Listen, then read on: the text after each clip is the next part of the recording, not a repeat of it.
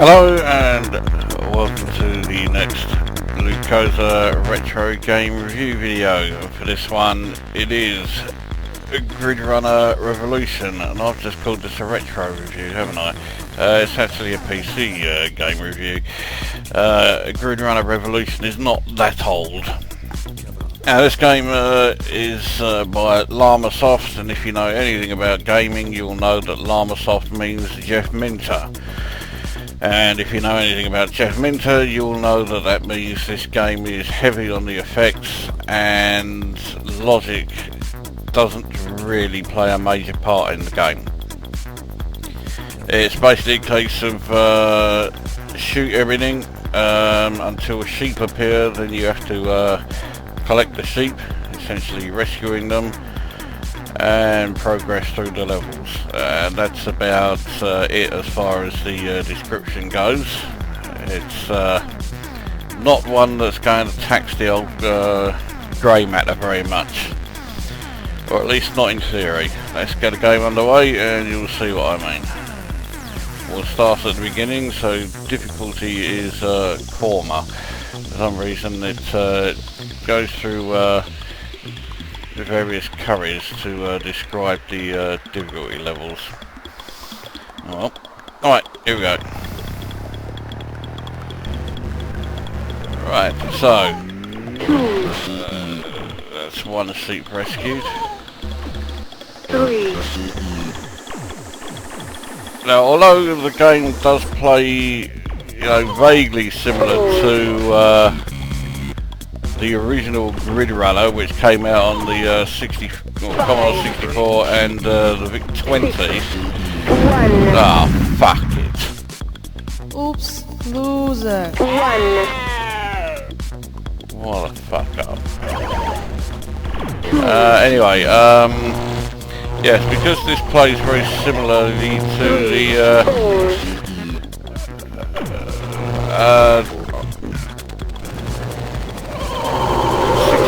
and VIC-20 original, you don't actually see the grid that the enemy ships are moving along.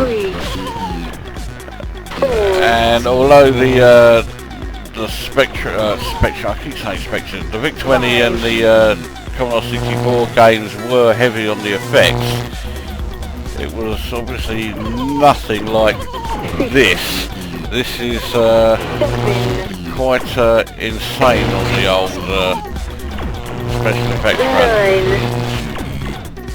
front. Heavy on the effects and very low on the on logic. Why you are collecting sheep is anyone's guess.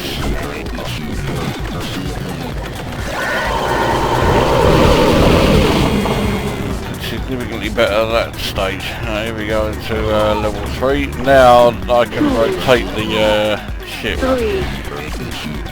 which means that I'm going to have enemies coming along from all sides, most likely. If you fail to rescue the sheep and they disappear off the bottom of the screen, that's a life lost. So you have to rescue those sheep whether you want or not. 9.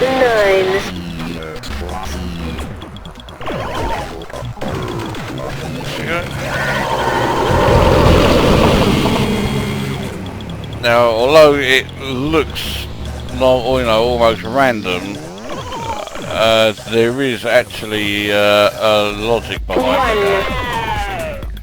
I'm trying to shoot that sun and open up the black hole that it was mentioning. There we go, grab that and there's an extra life.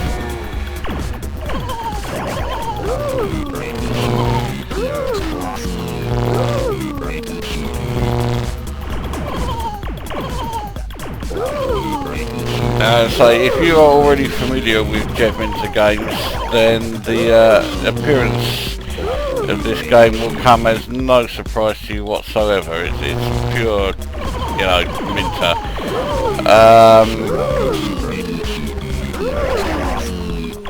if you are unfamiliar with his games though, take it from me, this is very typical of Minter's style.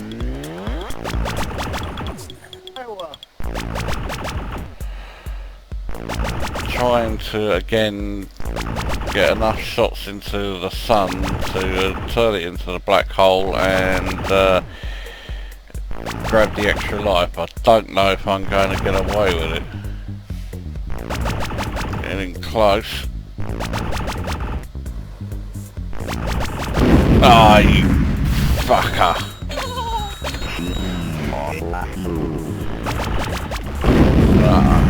Now it's in such a fucking awkward spot. Loser.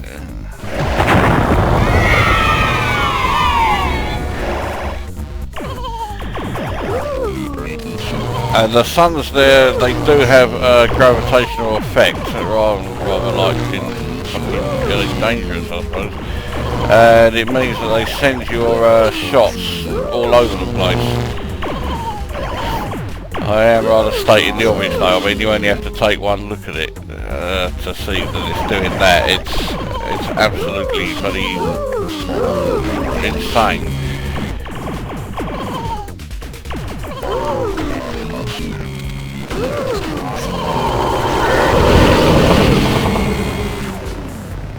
And despite all the very heavy like flickering and stuff on screen, I don't actually have any trouble with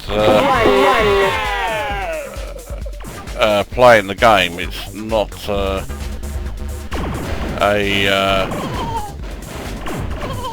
it's not an epilepsy risk. Yeah, I was gonna have a hard time avoiding those shots. Bloody hell, I didn't even see that one.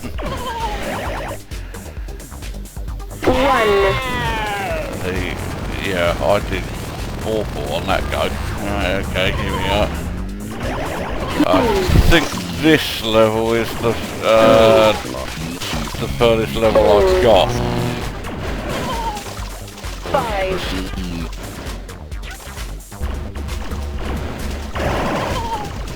6, 7, 9.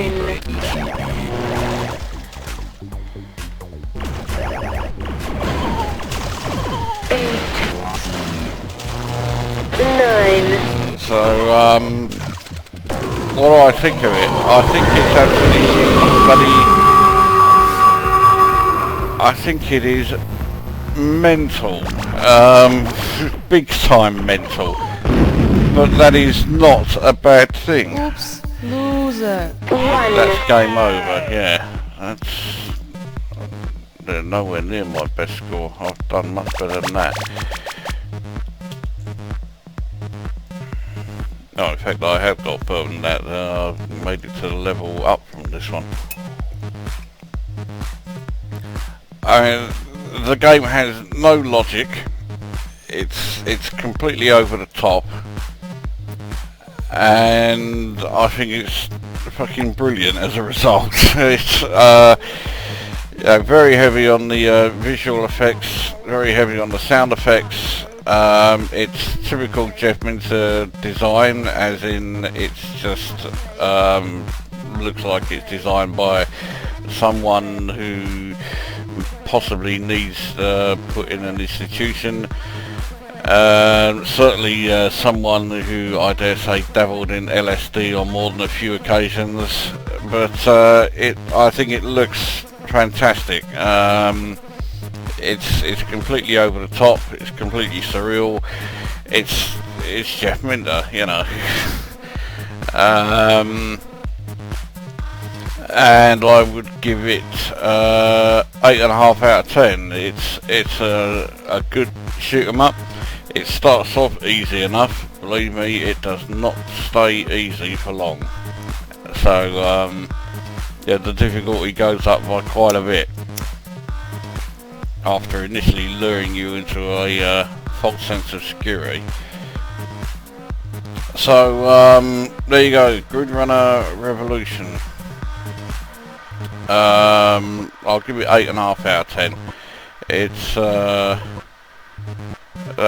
a great old school shooter with well, basically quite a drug-induced twist.